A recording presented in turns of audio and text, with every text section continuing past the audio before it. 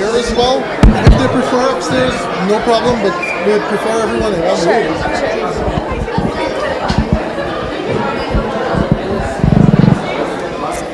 How's college life? How's Good. It's good. I mean, I don't live in the dorms, so I look. How's your episode? That's great. That's all I need to hear. No, actually, our essay is so key. Like, it's so hard to, like, I don't know, like, figure it out. I have, yeah, like, I know. It was not, like, I don't know, it's like hard.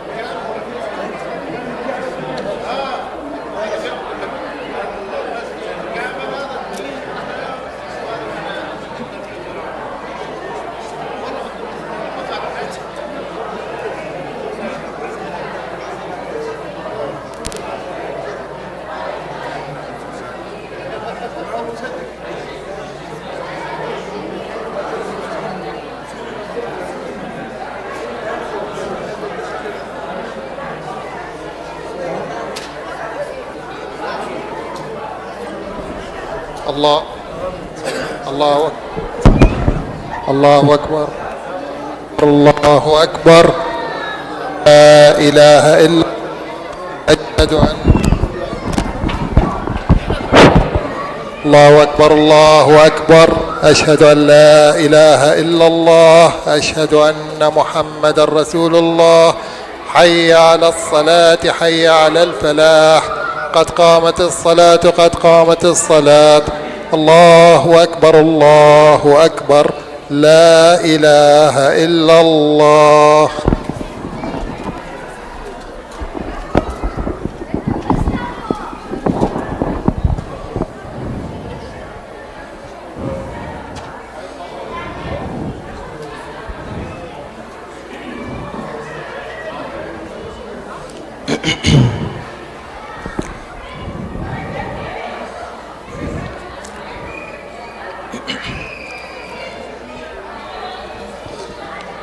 الله أكبر.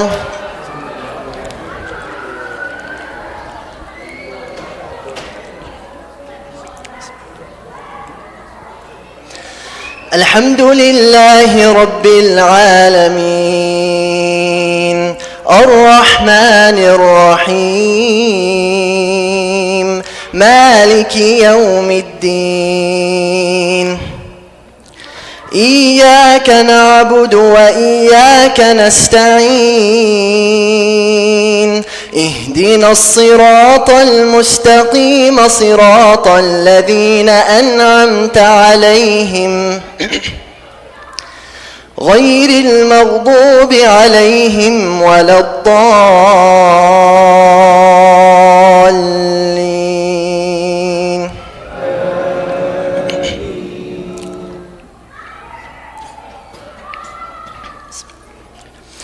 طه ما أنزلنا عليك القرآن لتشقى إلا تذكرة لمن يخشى تنزيلا ممن خلق الأرض والسماوات العلى الرحمن على العرش استوى له ما في السماوات وما في الأرض وما بينهما وما تحت الثرى وإن تجهر بالقول فإنه يعلم السر وأخفى الله لا إله إلا هو له الأسماء الحسنى وهل أتاك حديث موسى إذ رأى نارا فقال لأهلهم كثوا إني آنست نارا لعلي آتيكم منها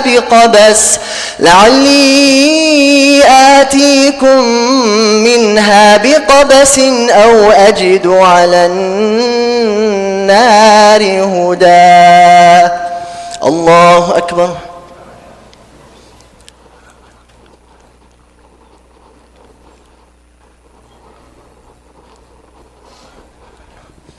سمع الله لمن حمده. الله أكبر.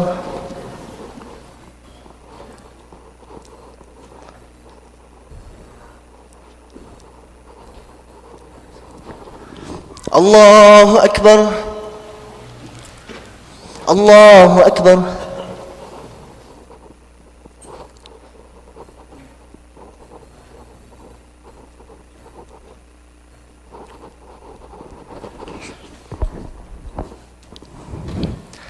الله أكبر.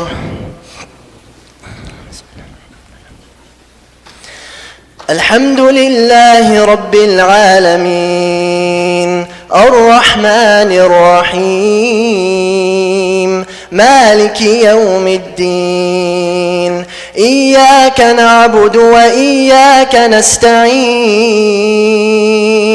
اهدنا الصراط المستقيم صراط الذين أنعمت عليهم غير المغضوب عليهم ولا الضالين.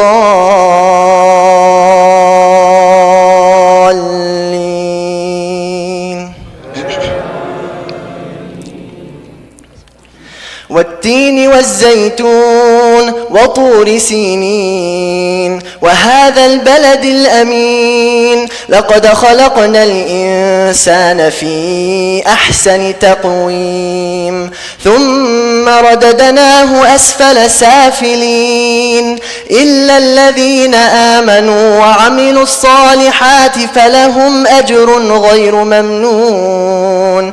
فما يكذبك بعد بالدين أليس الله بأحكم الحاكمين. الله أكبر.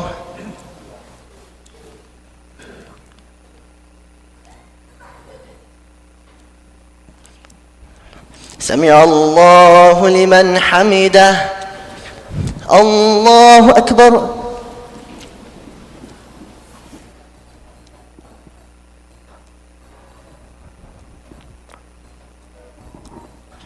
الله أكبر.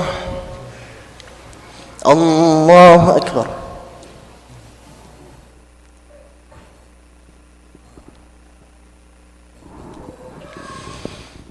الله أكبر.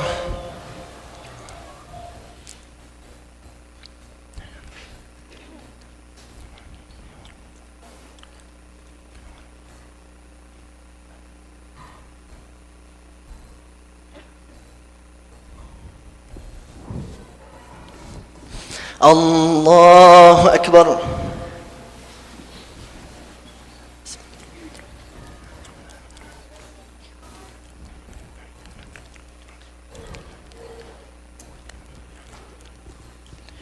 الله أكبر.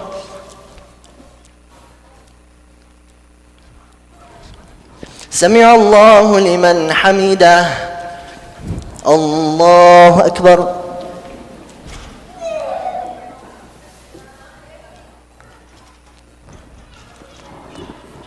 الله أكبر. الله أكبر.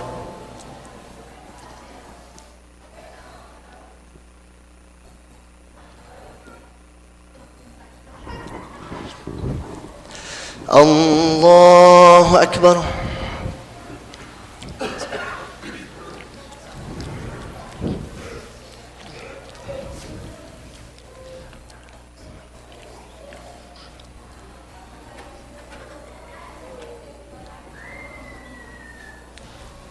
الله أكبر.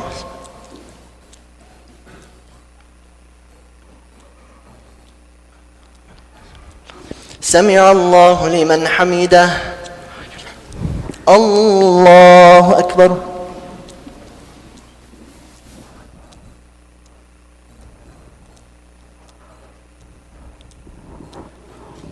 الله أكبر. الله أكبر.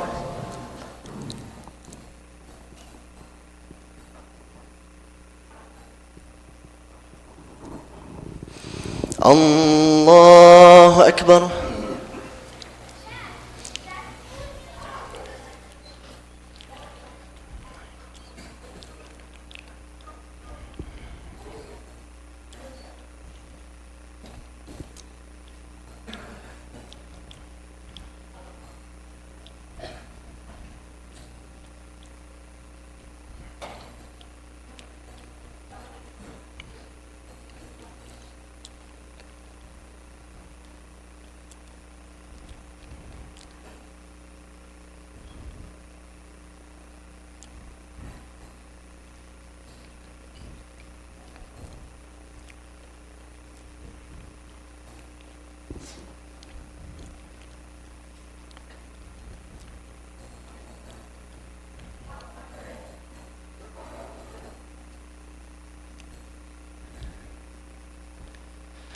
السلام عليكم ورحمة الله. السلام عليكم ورحمة الله.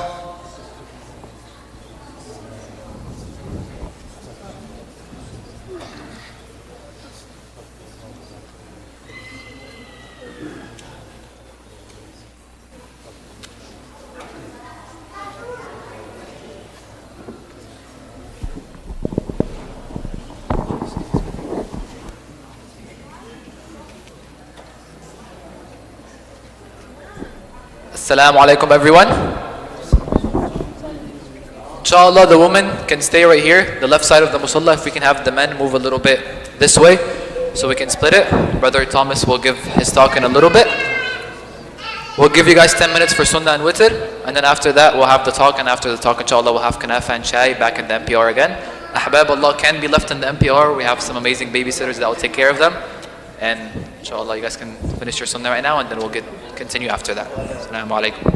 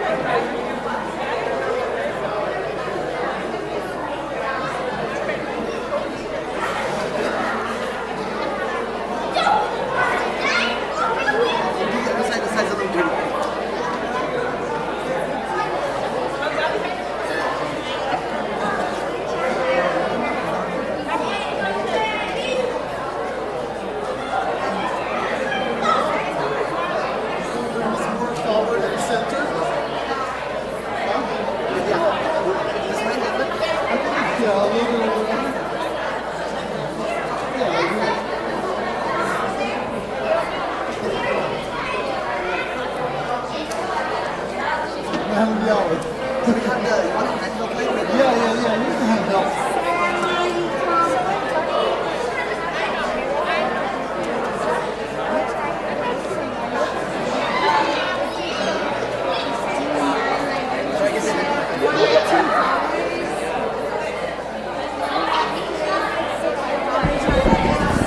Test.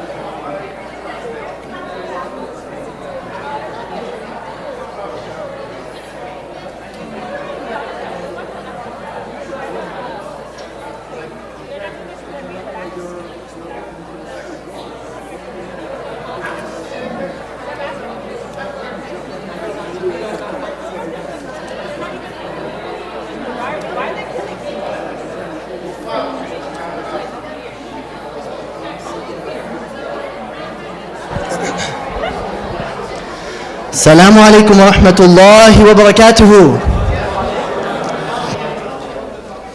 Once again, Assalamu alaikum.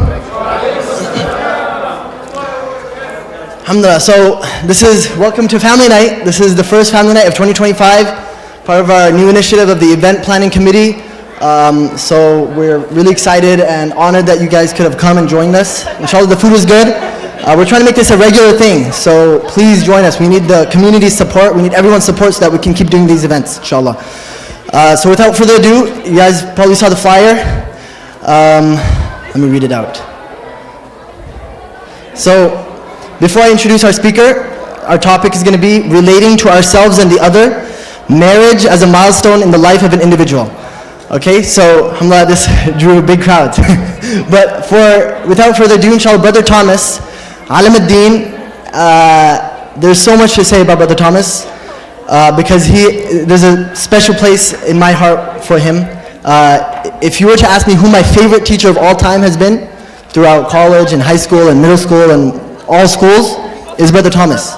So Brother Thomas started off as my Saturday school teacher in 5th grade at IOK, Institute of Knowledge in Diamond Bar.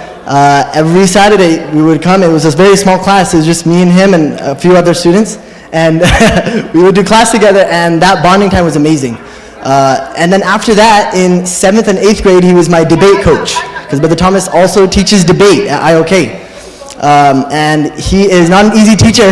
He goes really hard on debate stuff. And then after that, I joined IOK full-time for high school in 9th and 10th grade, and he was my English teacher.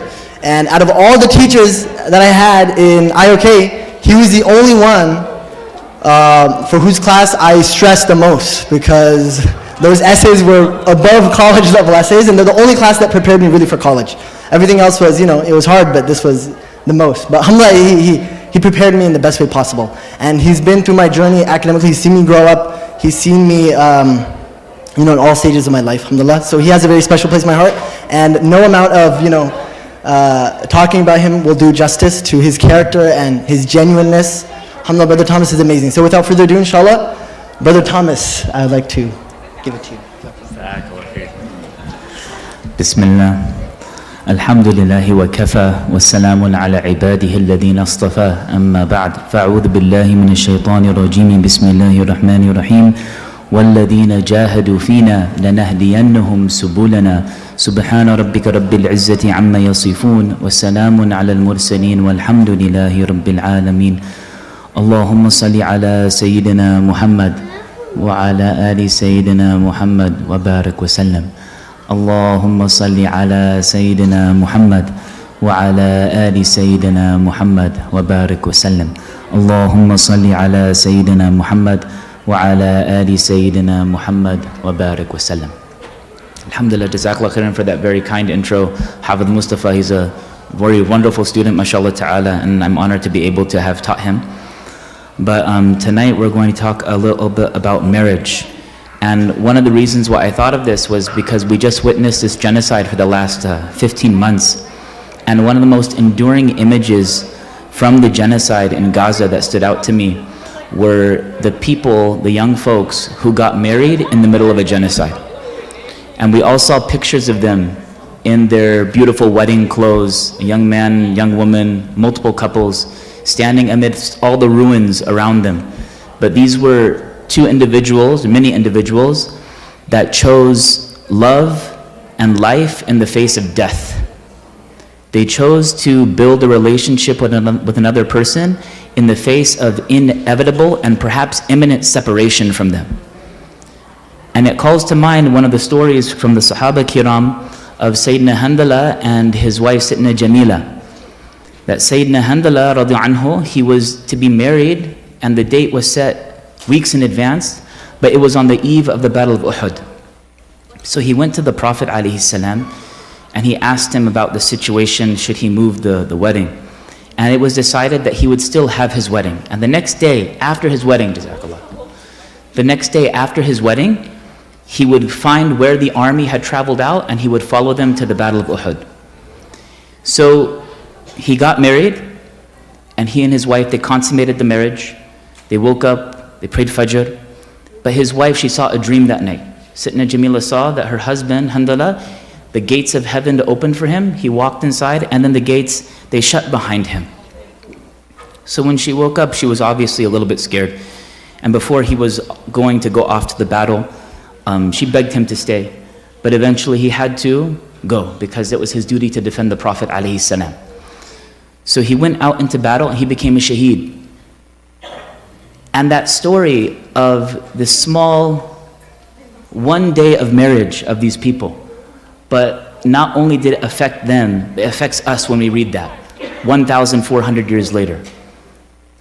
This is what marriage is. It's not just something that two people live happily ever after. It's something that transforms an individual. And that's the idea. One great scholar of religion, Joseph Campbell, he said, people, they have the wrong idea about marriage. They think that marriage is something that is going to be a long love affair. They think that marriage is something that's going to bring them happiness. They think that marriage is something that's going to make them feel good. But what marriage is really about, even though it includes a measure of happiness, even though it includes a measure of peace, even though it includes precious, happy moments in our lives, it's really about an individual's transformation. So tonight, I'm not going to be talking about how to have a happy marriage. And I smile because if my wife were here, she would say, he certainly knows nothing about how to create a happy marriage. So, alhamdulillah, she's not here because I'll feel like I'm being judged the entire time. But this is just an individual's reflection on what marriage means and how to get the most out of it to transform as an individual. Because that's really the purpose of our lives. We come here for business, serious business, which is to know God, to love God, and to adorn ourselves with the attributes that are His names. And that's one step that marriage has in a person's life. It brings them closer to that. So the first thing we have to understand if we want to be able to be transformed by marriage is the number one mistake that people make in this regard. And the number one mistake that people make in this regard is they want the other person to do the journey for them. And this doesn't mean in the sense of laziness. This doesn't just mean in the sense of I don't want to do any work. This doesn't just mean in the sense of, criticizing or blaming or something like that. It goes much deeper than that. We're about to have the month of February come. And in the month of February, we have Valentine's Day. And my students, they know every time Valentine's Day comes around, I have to say my cheesy joke. We've probably all heard it before, right? Roses are red, violets are blue. If Valentine's isn't haram, it's certainly makruh, right? But when Valentine's Day comes around, everybody, you're going to see this problem that we have, that we create this schema in our minds, this type of projection that we take in from our culture, that we have this belief in the magical other. This idea that there's a person, one person out there who was made for me, who's going to fix my entire life. This one person who's going to be able to be my soulmate, who's going to read my mind, who's going to know how to protect me from all the sorts of suffering in life that my parents couldn't protect me from, who's going to be able to know all of my wants and my needs and to meet them before I even voice those concerns. There's one person out there who's going to make my life perfect. And we're projecting all of these superhuman qualities onto another individual, and it's completely impossible. And if you think I'm exaggerating, then all a person has to do is they have to look at the top 10 songs on the Billboard charts or whatever it is, and you'll see that half of them are about this.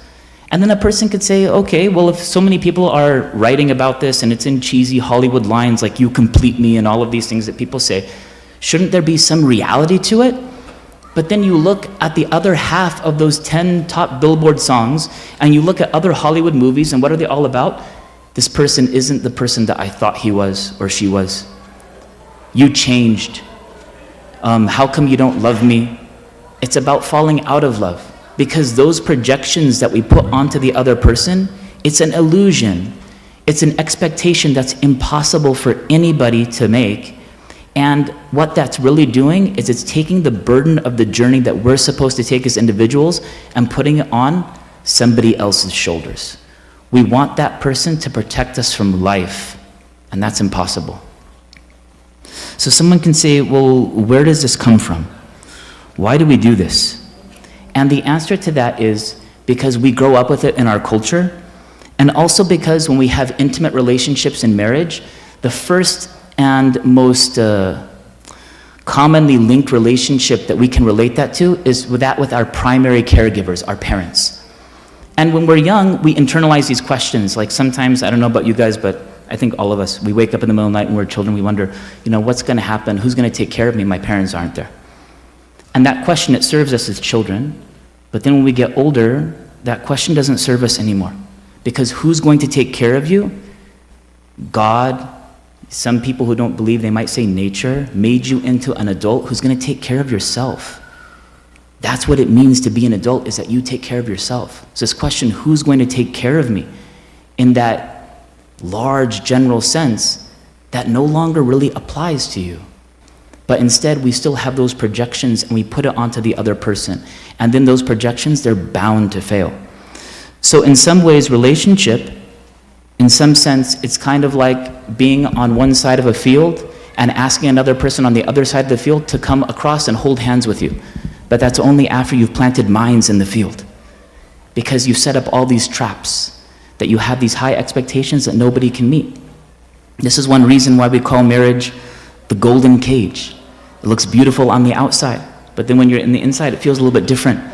Because these things, they have these high expectations, and then you can't meet that. So this is the number one reason why people, they don't get the most out of marriage, because they're not taking that responsibility.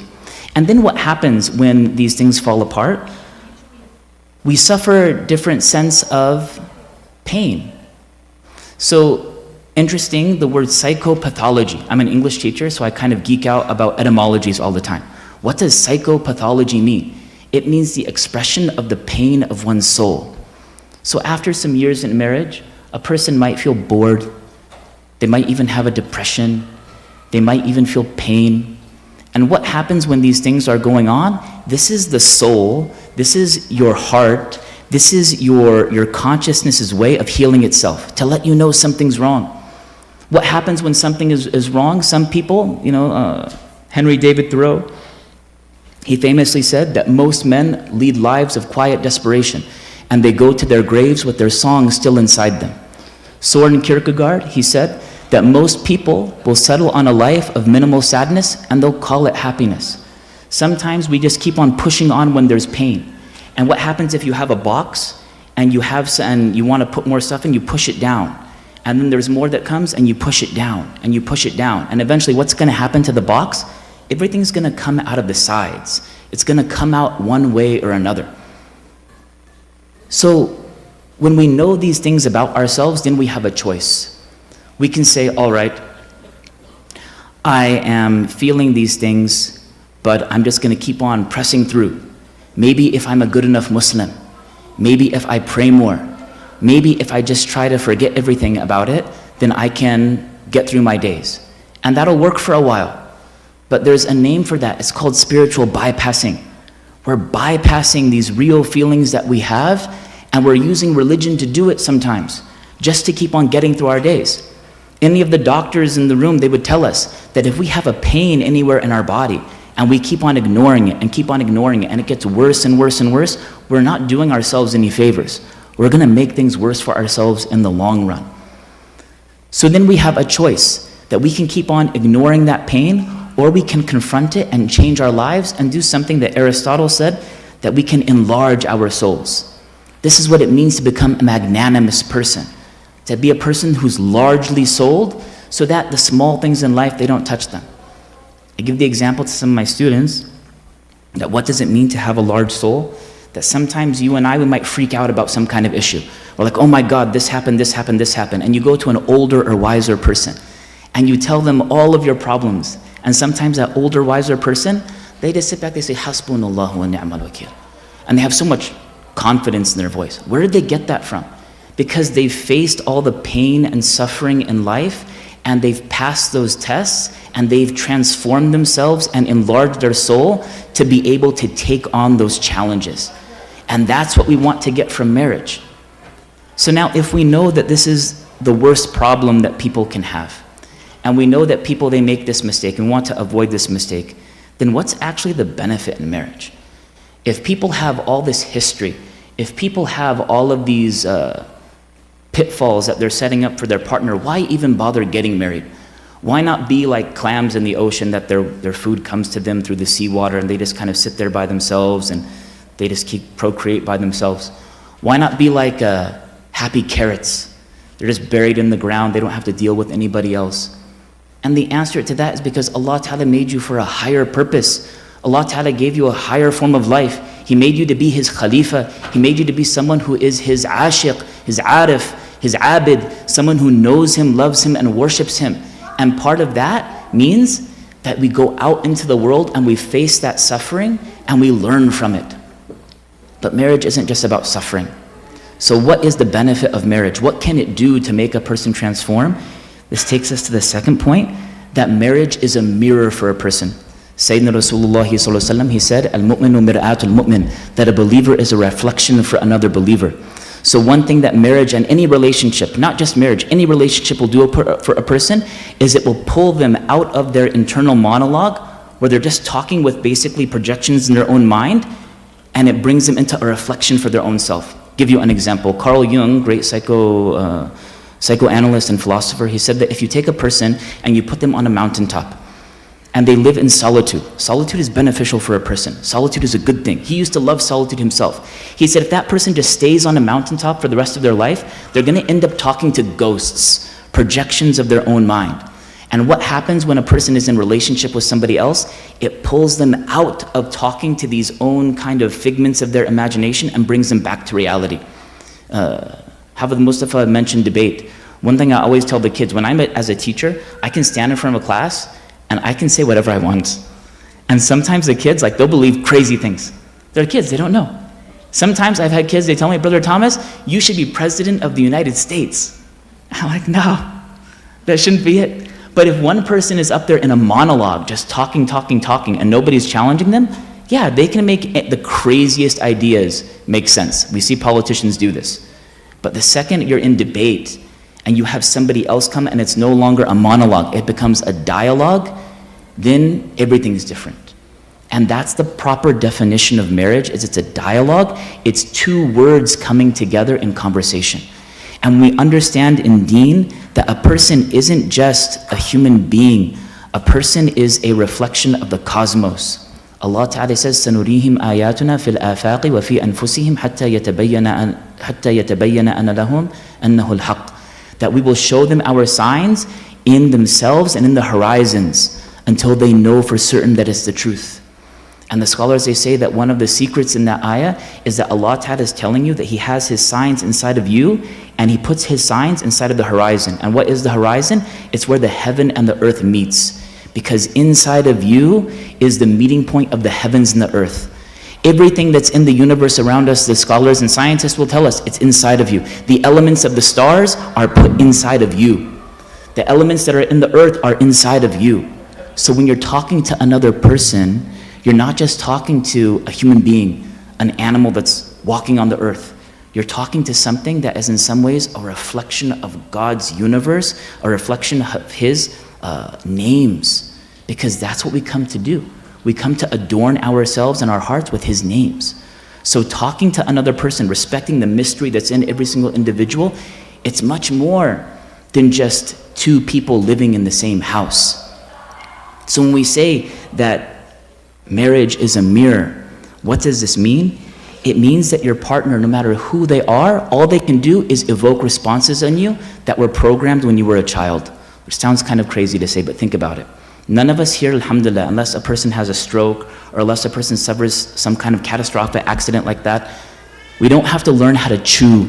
We don't have to learn how to hold something. I'm not going to have to think how to unscrew this cap. Why? Because we learned those fine motor skills and those speech skills when we were so little. In a time where we were pre-verbal, we couldn't even talk about it. We couldn't even have any kind of cognitive recognition that this was going on. We learned those things and it stays with us, and that's a ni'mah. But there's other things that researchers will tell us that you learn in life that stay with you and we don't think about. And that's sometimes our way of attaching to our parents. It's our way of attaching to our families. And these attachment styles, they're made when you're so young, but they stay with you your whole life. I personally think that one of the reasons why a person has to respect their parents, one of the hikmah in that, is because parents have an impossible job. Psychologists will tell you this, that parents have an impossible job. Every single parent, I mean, there's good things there's good parenting styles and there's best practices and all of these things, but every single parent will fall into one of two mistakes, and I'm saying myself included, everybody's included in this. Either a mistake of too muchness or too littleness. Either engulfment over their child or abandonment. And children learn this at an extremely young age. And what happens if a child feels like they're being engulfed by their parent? Then they're afraid of that closeness. They want more independence. They're afraid of commitment. Some people say that this can show up later in life by being afraid to have commitment in relationships and even being afraid to hold on to the same job for so long. They get bored very easily. And on the other hand, you have abandonment. That somebody feels in my time of need, my caregiver wasn't there. So what are they always looking for? More connection. This is where we get the quality that we call clinginess. Somebody that constantly need reassurance that the other person is there. If someone's out too late, they're texting, where are you? If a friend texts them and the message is unclear, they worry about it the entire night long. Why did this person say this to me? What did they really mean when they wrote this text? And they become anxious over it. So it's one thing to recognize that. But think about how many people, we don't even think about these things. Shakespeare, he said that there are no prisons that are so confining as the prisons that we don't even know about. So we can know it, we can name it, but at some point in our life, we have to recognize these patterns. And this is one of the things about marriage, that if somebody gets married, there's no way that you can prevent this from happening. There's no way that you can prevent this idea of projecting all of your hopes and illusions onto the other person. It's going to happen. They say that you can't have your 20th birthday until you're 19 years old. You have to go through that process. But then when those illusions start to break down, you can fall into this path of resentment and blame and criticism. Or you can say, I can see this pattern that's taking place, and it takes a long time to see patterns.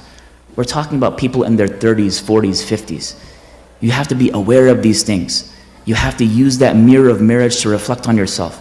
But they can see these patterns happening and then say, I'm not just what happened to me throughout my life, I'm also the choices that I make for myself. And when a person does that, they take this responsibility to ask this heroic question. And this is the most important question that any married person can ask themselves. And that is, what am I expecting this other person to do for me that I should be doing for myself? Am I expecting this person to take care of my own sense of self-esteem? Am I expecting this person to give me a sense of self-worth? Am I expecting this person to make me feel like I have some kind of purpose in life? If we're doing that and putting that on the shoulders of another individual, then we're asking them to live our lives. And no person could die your death for you, so why would you expect them to live your life for you? It's impossible. But it takes time to see these patterns. It takes time to recognize these things about ourselves. But if somebody says, what's the purpose of marriage? That's it right there. That you see this reflection of yourself in this other person, and that helps transform you as an individual. Once a person has done this, then it takes us to the third step. And the third point is, if a person is able to reflect and to take that burden off of the shoulders of their partner, then that person has freed that individual to be who they are. St. Augustine, a Christian theologian, he once said that what is love is wanting the other to be. If you think about what idolatry is, what shirk is, people, they make an image of God in a way that pleases them. What is Islam? It's to submit to God as He is, al-haq. You submit to reality as it is. So when a person frees the other individual to be the mystery that they are, to be this type of, I don't want to say reflection of God, but this act of this kind of sign of God's names that all of us are, and you let them be who they are and you love them for who they are, then you're able to reflect on that mystery around you. And that's what Allah Ta'ala talks about in marriage. We say that marriage is such an important bond between two people that Allah Ta'ala, He gave them special help with two of His attributes.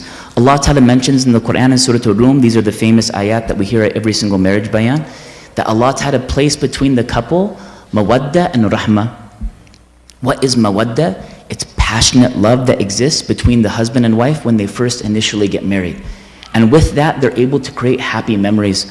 With that, they're able to build the foundation of their marriage. With that, they're able to have this positive view of each other. But eventually, we know that those feelings, they hit bumps in the roads. And I oftentimes say that they no longer look at each other with the eyes of Majnoon and Layla anymore. They don't see each other in that way. So what does Allah Ta'ala give them? He gives them His rahmah. And what is rahmah? It means grace. Grace means forgiveness when a person doesn't deserve it. So for example, one of us could miss Salatul Fajr. When we miss Salatul Fajr, we say Astaghfirullah one time. Do we deserve the forgiveness of Allah Ta'ala? No. But we ask Him to get that forgiveness in any case, and that's grace. Allah Ta'ala gives that to us because He's Rahman Rahim. One Christian theologian, he said, what is grace? He said, it's to accept the fact that you're accepted in spite of the fact that you know that you're unacceptable. To accept the fact that God accepts you, even though you know you've done things that are unacceptable. And this is what we have to extend to the other person in a marriage. This is another way that marriage helps us transform as an individual, helps us enlarge our souls, is that we're able to inculcate these aspects of Allah Ta'ala's mawaddah. He's al-wadud. We're able to inculcate His acts of grace and rahmah. He's ar-Rahman ar-Rahim. We're able to bring that into our lives, and this makes us a greater individual. It transforms our lives as individuals. So when a person takes on these qualities of marriage, when a person takes on this transformation, these acts that come in our lives, in this journey of life, then it's not about happiness amongst couples. It's about an individual's journey to become something greater than they were. But people who are constantly nitpicking on the other person, people who are constantly seeing their marriage and the quality of their marriage as being what the other person is doing or not doing, then they've abandoned this task. And they've simply thrown it onto the shoulders of the other person. And then no one benefits from that.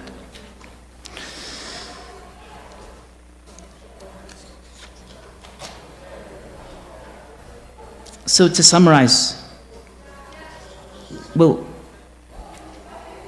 the first thing is that we have to take up this path of transformation and not simply look for happiness in our lives. Suffering is a part of life, but meaning can make it so that the suffering has worth to us. The second point is that if we're going to take up this path of suffering and meaning, then marriage is a prime way that we can grow as individuals. And the third thing is that by looking through the mirror of marriage, we come to know God. And by coming to know God, we see this path in a greater view and a greater horizon. In such a way that we say that marriage has laughter and it has tears. But oftentimes, people will grow more through their tears than they grow through their laughter. If a person has this understanding, then it could be that they'll even come to laugh at those tears because that's what brings them closer to God every single day. So may Allah Ta'ala give us tawfiq that we take up this burden of marriage for ourselves, that we take up this journey for ourselves.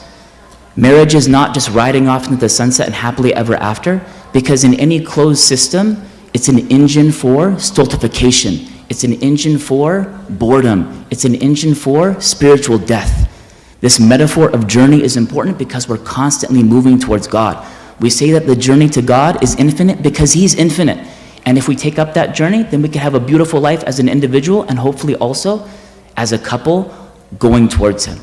May Allah Ta'ala give us tawfiq. Wa akhir da'wana an alhamdulillahi rabbil alameen.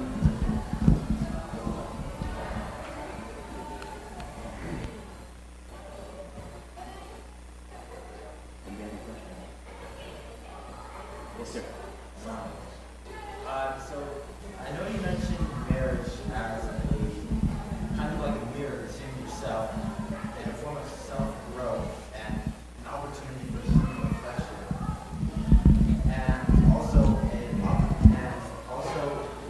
an avenue in experiencing some suffering and learning from it. So based off that, does anyone really enter a marriage because of those things?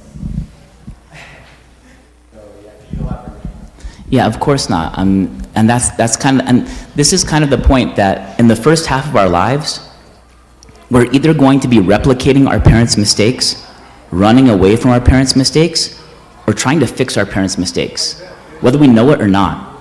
The first half of our life, we're going to go through it, and we're going to make those mistakes no matter what. So when people get married, they're going to be intoxicated by all of these feelings. And that's not bad, it's a good thing, alhamdulillah. But eventually, it's going to go away. The elixir of marriage is going to wear off, and people are going to have to face that reality. That's not a bad thing, it's a good thing. People, how do we transform our souls? There's three ways. One is through suffering, and this is the fastest way. When we suffer, when we have pain, we have to adapt and we change our lives, and then we become a better person for it. The second way is through loving another person. In order to actually love another person, you have to love them for who they are, not the illusion that you've spun around them. We've kind of already talked about that. I'm not going to go over the same thing. The third way is to believe in a higher power. That sounds kind of vague, but every single 12-step program in the world for like Alcoholics Anonymous, Gamblers Anonymous, they all say this, that a person has to believe in a higher power, otherwise change is impossible. And that's what we mean by tapping into this belief in God. So you're right, nobody gets married for this, and it doesn't sound good. It doesn't sound like something that is going to inspire people to get married, but it's reality. That's life. That there's no one out there that lives this type of Hollywood marriage that is portrayed, or what you see in songs, or what we see in popular media. And for somebody, when we kind of believe in an illusion, we're setting ourselves up for a trap. Yeah, that's a good question. QR code? Yeah, we're going to put a QR code right now for Q&A. You can submit to it and I'll read the question. Bismillah.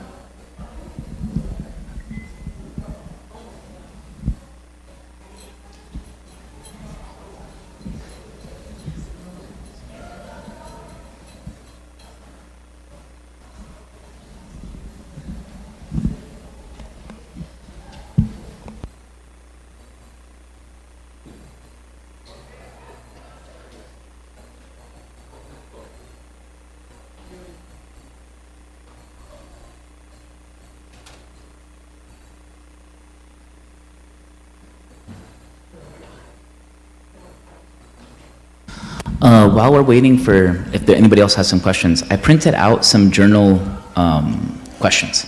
Because one thing, so when they told me that I'm gonna go for 45 minutes, the first thing in my head as a teacher was like, if I'm a student, I can't sit for 45 minutes. But alhamdulillah, we got through it, alhamdulillah. But one thing is, to listen to a lecture, it's beneficial, but the most beneficial thing is to be able to process your thoughts on your own. I often say this to kids, this is my soapboxing against ChatGPT. Even though ChatGPT and all this stuff, it's good, people can use it, whatever, it's the future. But it scares me that some people will, I've heard some people say that writing will no longer be something that we need. People will no longer need to write. There's actually college professors that will have students submit essays that are made with AI, and they use AI to grade the papers. So nobody's writing anything, nobody's reading anything, and they're just like handing out grades, which is insane to think about. But sometimes students will ask and they'll say, like, what's the purpose of learning to write if I can just have the computer write an email for me? Because the purpose to write is so that you can formulate your thoughts, so that you can think in a long form format in a way that actually makes sense. That's an amazing invention, that you don't just have ideas floating around in your mind, but you can put it down and reflect on it later. So anyways, there are some journal prompts here. This is what's really helpful. You can hear this material and it can just kind of, I mean, if we're just gonna be real, it can go in one ear, out the other. But when a person sits down to ask themselves difficult questions, that's when growth happens. So I printed out a few, and if each family just takes one and they can share it. And then one other thing that I wanted to mention, if anybody's up for it, this is very difficult, but a person has to have a lot of kind of personal integrity and courage to do this, and I don't recommend any couples do this on the way home in the car ride. But one thing to ask someone that is a good friend, or maybe your husband or wife, is in what ways, and this is how we can use marriage to kind of understand more about ourselves, in what ways do I unconsciously hurt myself and people around me?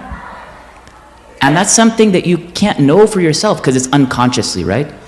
So you ask, and I've done it before, it's an interesting conversation that you'll have. In what ways do I unconsciously hurt myself and other people around me? And this is something to kind of get to know about yourself more in a critical way. And these journal questions, it's the same thing. It makes you kind of face yourself, face your shadow, face this aspect of us that we often don't really think about.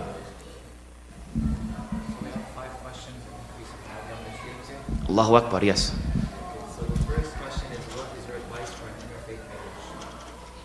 I don't do advice for marriages. I'm an English teacher, that's out of my depth. This is just reflecting on an individual for getting to just thinking about marriage as an individual person. I would cause harm if I gave people individual marriage advice. Yeah. The next question is, as you said, marriage is a reflection of our childhood. What's the most important skill to learn to make a successful marriage? Subhanallah. Again, this is where I hear my wife saying, you can't tell people how to have a successful marriage. But as an individual, I would say, I'm sorry. So the second question reads, as you said, marriage is a reflection of our childhood. What's the most important skill to learn to make a successful marriage? Everybody's childhood is unique on their own. So whether it's successful, when we say successful marriage, I'm going to define that. I'm going to say by successful marriage, I mean how a person can transform themselves as an individual, how a person can get the most out of their own life, not how they can or somehow control their spouse to make them happy. Spouses, and just like how we related childhood to marriage, they can only evoke 3 responses from you, and this is where we see the patterns. Anytime when we were kids, we had a lack of power compared to our parents. And anytime there's a lack of power, we were completely powerless in front of our parents. And in any case where that happens, there's 3 responses that we've all heard of before. When a person doesn't have power and they're scared, they can fight. The second response is they run away, flight. And the third response is they try to please other people. So each of us is going to have these responses. And as a matter of fact, sometimes if we're not aware of this, when we hear Islamic advice, we can take it the wrong way. So like for instance, somebody who grows up constantly running away from conflict or constantly pleasing other people, when they hear the idea of being merciful or being forgiving, then they might use that to rationalize letting somebody walk all over them. There's one thing to have humility, it's something else to be humiliated. And that's not something positive in the deen. Somebody else can hear what I'm saying right now and they say, yeah, I'm not going to let somebody walk all over me. I'm going to fight back. I mean, you hear this with like President Donald Trump, right? He says, I'm fighting back against the most vulnerable people in society. Because he might have, I can't say about him, but some people, they might have a propensity to want to fight. So the point is, what can make a successful individual inside of a marriage is to recognize their own patterns. How did they react to things growing up? And then to think, and this is the question that you have to ask yourself. This is why the journal questions are so important. It's one thing to say, okay, maybe my parents, despite their best efforts, and they were good people, and may Allah Ta'ala reward them, maybe had such a relationship that I was always trying to please them.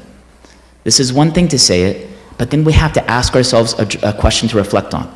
What does this make me do that I don't want to do anymore? And what does this make me afraid to do that I should be doing? And when we see those patterns and we reflect on ourselves in this way, that's what can make us a more successful individual, a person with a more meaningful life, a person who can take their suffering and use it to enlarge their soul. So another question.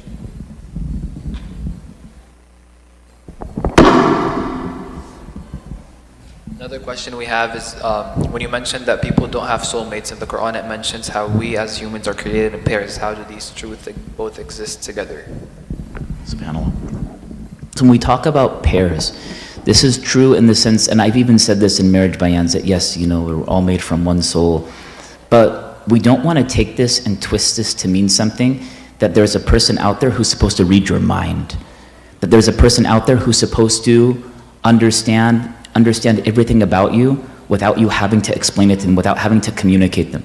To me, and I mean, like I said, I'm just an English teacher, but to me that sounds like spiritually bypassing what a person has to do in marriage. And that's probably not a good thing. On the other hand, when we talk about people being in pairs, one beautiful aspect about that is when people are made in pairs, it kind of shows us that there is a purpose of unity in them. So we say dialogue, it's two words coming together. When it comes to men and women, we know that Allah Ta'ala has names of Jalal and names of Jamal. His names of Jalal, like Al-Jabbar, Al-Qahar, it's more associated with masculine qualities. And his names of Jamal, like Latif and Ar-Rahman, Ar-Rahim, Salam, these have more feminine qualities. And when they come together, because it's made to represent the unity of God, then you have wholeness. So one thing that we say after the prayer, we do this at our school, and it kind of drives me insane a little bit, is we say the dua after prayer. Allahumma anta salam wa minka salam tabarakta ya dhal jalali wal ikram. And then we translate it in English, and we say, oh Allah, you are the source of security, and from you comes security. Glorified be you, O possessor of glory and bounty. And to me, it sounds terrible to say it in English that way, that you're the source of security, because it means so much more. Yes, Allah Ta'ala will give us security, and He's the source of security. But it means so much more than that, because as-salam, it means wholeness. It means being free of blemish. As a matter of fact, this is where we get the word holy from. It means it's something that is complete, and it's something that's not missing anything. So the scholars, they say that a marriage is witnessed by the angels, because you have this coming together of Jalal and Jamal, and you have wholeness and you have peace. And they will even say that this aspect of marriage, it's a foretaste of paradise. What are people going to say when they enter paradise?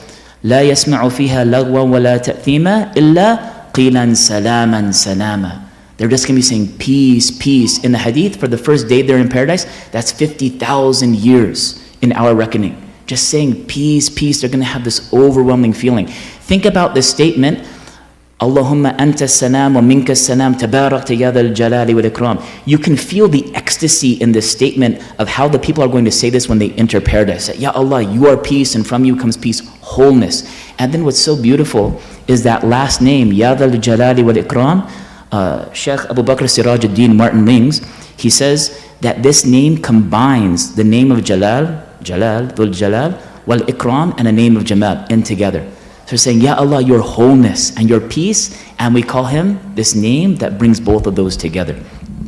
Allah Ta'ala says in Surah Yasin, which is the heart of the Quran, And some scholars, they call this ayah the heart of the Quran, that what is Allah Ta'ala going to say when people are in paradise? Salam qawlan min Rabbir Rahim. Peace, a word from the Lord of mercy. So when we talk about wholeness and soulmates and all these things, this is one aspect of the Quran. It relates back to God. It relates back to this wholeness that people will have, and that's a beautiful thing, and we celebrate that, but also we don't want to twist it in this unhealthy way that harms us in the long run and as individuals. So we have two questions that we can put together here. I feel like one came from the woman's side and one came from the men's side. The first one says, why can a man have 4 wives and also want 4 wives? That's probably from the sister's side. And then from the brother's side, the question says, how many wives do you suggest should a man get in America if he has all the financial resources to do so? And how would you bypass the law to get a second wife? Jazakallah khair. SubhanAllah, these questions are out of my depth. Again, I'm not going to answer them to be harmful. The question about why can a man have more than one wife and women can't is a very common question. I'm tempted to go into it, but I don't feel like I would do it justice. It's an important question. I'm going to twist it a little bit, and then I'll say something else about it. That when it comes to Islamic teachings, and when we hear things that make us ask questions, and questions are good. Sayyidina Rasulullah, he said, Husnu su'ali nisful ilm. Asking questions is half of knowledge. I think that, and I learned this myself, that oftentimes those questions are going to say so much more about us as individuals than about the teachings themselves. So if we know, like for example, I'll use a personal example. I have half my family's from Lebanon. And we've had some men in the family who take a second wife. And it caused a lot of harm and hardship for a lot of the members in the family. And to this day, so like when you said, how can a man take a second, my eyes kind of got wide. And I was kind of like, who wants to do that? Like, subhanAllah, I mean, I've seen it. So that's my reaction to that based on my personal history. And sometimes people who ask that question, I think it'd be good to reflect on, what is this saying about me and what I've seen about the men around me that this would be problematic for me? And the same thing for the other question. It's like, what does a person think he's going to get from taking a second wife? How is that going to make a person closer to God? How is that going to transform their soul and make them be a better person? I think those are deeper questions that every individual has to reflect on. As for the answers that people are looking for, I'm not the person to ask. I teach English, so I can't really say. This is just a reflection as an individual about marriage. I'm not giving people fiqh or anything like that because I really can't. Another question is, somebody have a question that wanted to say it out loud? Go for it.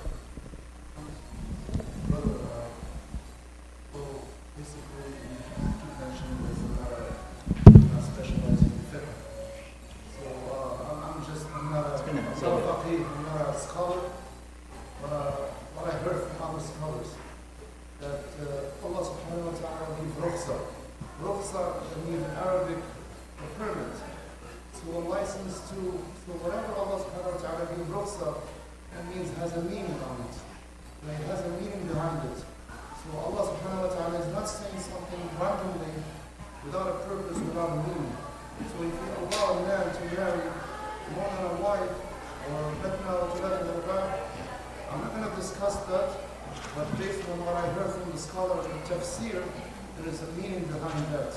Yeah. And a lot of women are asking, why should we not have 4 husbands too? Yeah. So Allah doesn't say things only because there is a purpose. There's a healthy and a scientific and biological and physical meaning behind that. So he wants the best for us, for all human beings, whether it's a man or a woman. So unfortunately, some women, may Allah forgive them, and men too, they took it in the wrong way that this is not fair. Because if Allah allowed men to have that privilege, then why should women don't have that privilege too? But I'm pretty sure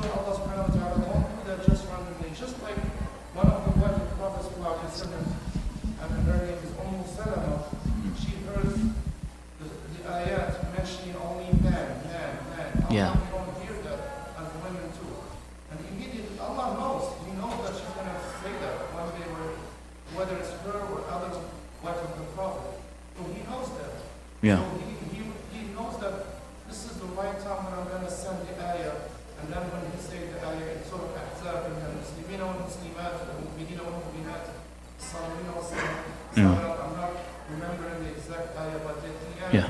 So he said male and female. So discussion about the ta'addud or having more than a wife, Yeah. there's a, there's a, pretty sure there's a meaning behind it, but unfortunately, our Muslim brother and sister, they don't actually study deeply, so they know the purpose behind it. I think you're absolutely right. There's pros and cons to everything. This is one thing that I mentioned to all the kids, and that's why I don't want to go too far into it. I would just ask people to reflect on, like you said, what's going on in themselves that is prompting the question.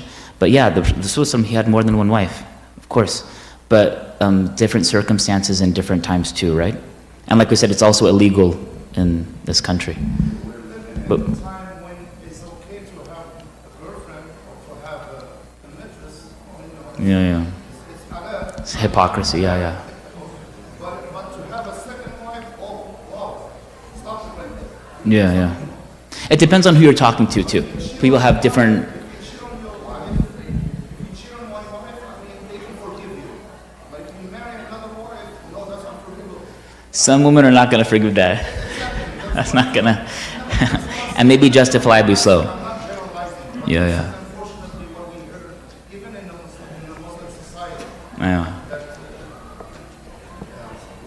Exactly. Jazakallah khair. Okay, another question we have is, since marriage is like a mirror, aren't you technically being narcissistic if you try to find someone who's like you? Oh. That's so. If marriage is like a mirror, are you being narcissistic?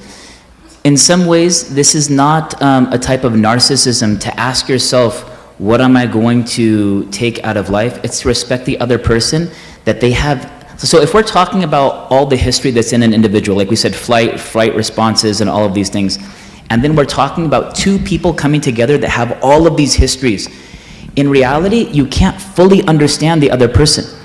And I think it's just being humble and having humility to say that there's so much more to this person than I'm ever going to fully understand. Hopefully in marriages we can talk about everything. It doesn't mean that your spouse is always going to understand everything.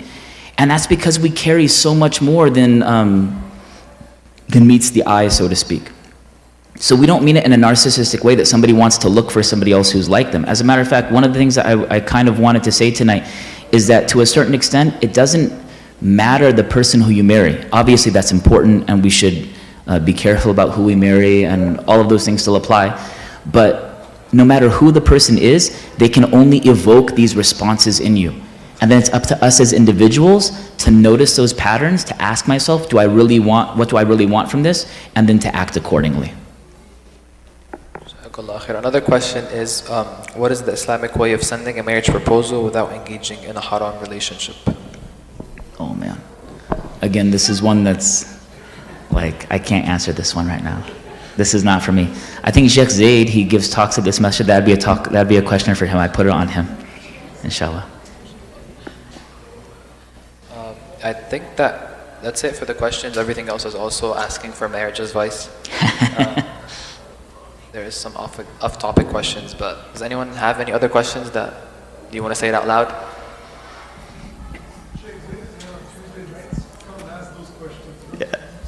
Tuesday nights? Yeah. And tell him that I sent you. So yeah, Brother Khalid said Sheikh Zaid is always here on Tuesday nights, so if you need any more marriage advice, and he's qualified to answer all those questions. Alhamdulillah. So any last questions? No? Sheikh Zaid. Yeah? I think.